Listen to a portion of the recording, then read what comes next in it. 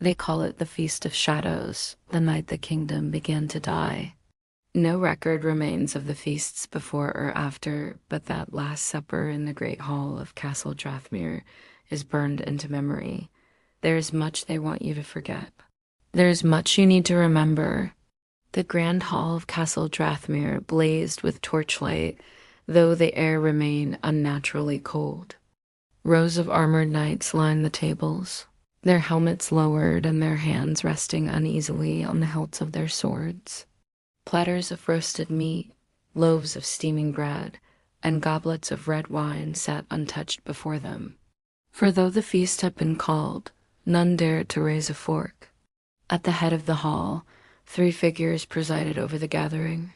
On the left sat Queen Seraphine of Thornevale, her beauty sharp as the edge of a dagger. Her gown was black lace and velvet trimmed with sable, her lips crimson, her eyes ringed with kohl that made her pale face glow like moonlight. Purple strands threaded through her midnight hair, a sign of the sorcery that flowed in her veins. Her crown, wrought from black iron and obsidian, glittered faintly in the firelight.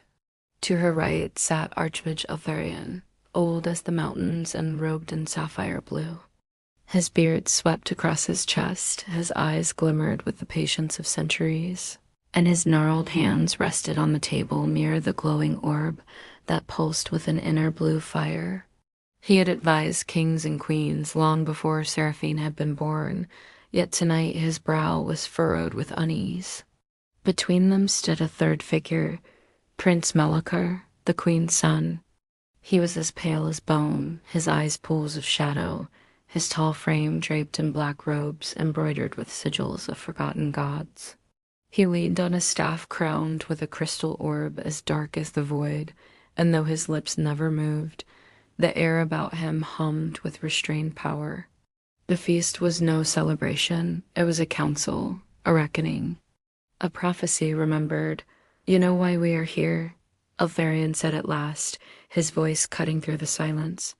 He gestured toward the glowing orb upon the table.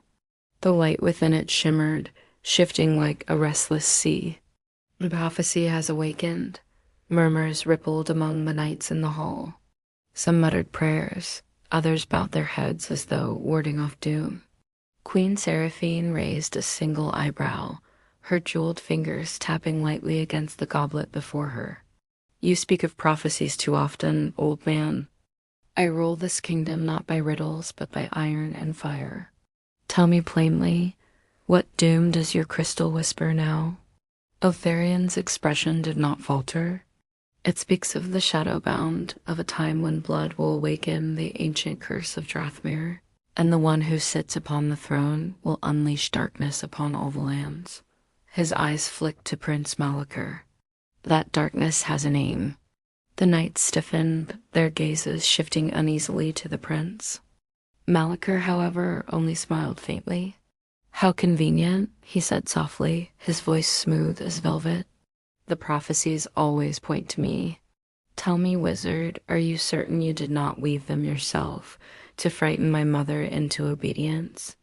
Eltharion's hand trembled upon the orb. The blue glow flared brighter, and for an instant a vision swirled within. Burning cities, rivers of ash, a shadowed figure crowned in thorns standing over corpses. "I do not weave lies," the Archmage said, his voice hoarse. "The fate I have seen will come to pass unless it is averted." The Queen's choice Seraphine leaned back in her chair, her gaze cold as ice. She studied the orb, then her son, then the Archmage. "You expect me," she said slowly, "to condemn my own blood? To chain the heir of Thornevale because an old seer trembles at shadows?" Eltharion's jaw clenched. "If you do not act, Seraphine, all will be lost." Melchior chuckled, stepping closer to his mother. "Listen to him, mother. He fears me. The Archmage would see me shackled, not because of some vision, but because he knows my power surpasses his own. He hides behind prophecy, but in truth, he fears the rise of a new order." The Queen turned her head toward the sorcerer at her side. Her hand, pale and graceful, rested lightly on his arm. "You are my son, Melchior. My blood, my legacy. I would sooner cut out my own heart than betray you. A ripple of tension swept through the nights. Some glanced toward Eltharion as if waiting for him to command them. Others lowered their eyes, unwilling to choose between their queen and the Archmage. Eltharion rose from his seat, his staff trembling as he pressed it to the floor. Then know this. If you do not act, the prophecy will bind itself to truth. Darkness will claim not only your son, but this kingdom. And when that day comes, Seraphine, you will remember that I warned you. The orb's revelation, the orb on the table, flared suddenly, bathing the hall in blue light.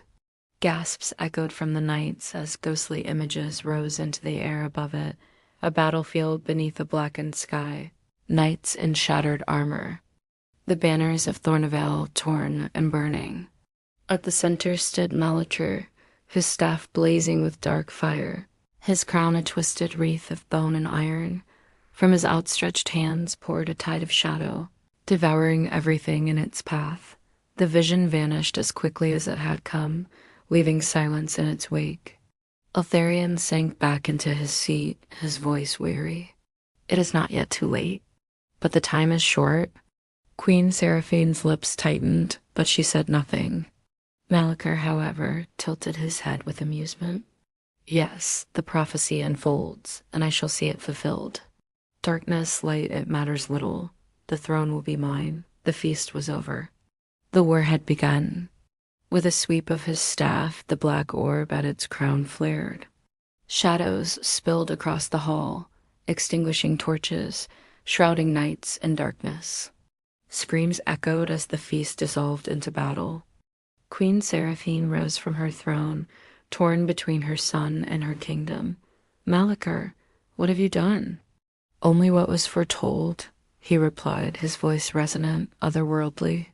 The era of kings and prophets ends tonight. From the ashes a new reign shall rise, my reign. The beginning of the end, the orb on the table flared once more, casting a desperate light as Eltharion grasped it in both hands. Blue fire surged from it, colliding with the shadows pouring from Malachor's staff. The clash of light and darkness split the hall in two, nights caught between searing brilliance and suffocating black. The queen stood frozen, her hand trembling above her crown. For the first time, doubt flickered in her cold eyes. The prophecy was no longer a warning. It was reality. And in the heart of Castle Drathmere, beneath banners of blood and flame, the fate of a kingdom was being decided, mother against son, mage against sorcerer, light against shadow. The feast was over. The war had begun. This is just the beginning. What will happen next? How will the battle unfold? What sacrifices will be made? Stay tuned to find out.